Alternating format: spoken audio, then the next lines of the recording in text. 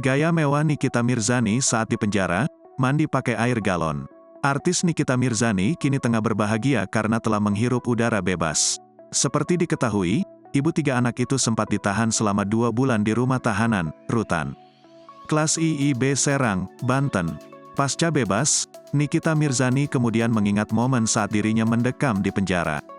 Menurut pengakuan Nikita Mirzani, dirinya tidak pernah memakan makanan yang ada di penjara. Selain itu, Nikita Mirzani juga merenovasi toilet yang ada di penjara. Bukan tanpa sebab, Nikita Mirzani prihatin atas keadaan toilet dan air bersih di dalam penjara. Nikita juga menceritakan mandi memakai air galon. Dikatakan Nikita, dirinya sampai menghabiskan 12 buah galon untuk mandi. Gue tuh tiap mandi nggak pernah pakai air di dalam rutan, tapi gue selalu pakai air mineral. Jadi gue selalu dikirimin air mineral yang setiap hari habis 12 galon, sambungnya.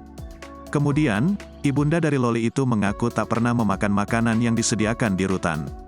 Pacar Antonio Dedola ini akui ia selalu dibawakan makanan dari luar. Alhamdulillah gue itu gak pernah makan makanan dalam penjara, ujar Nikita. Jadi gue itu selalu dikirimin makanan dari istrinya Ketua PP Pak Johan.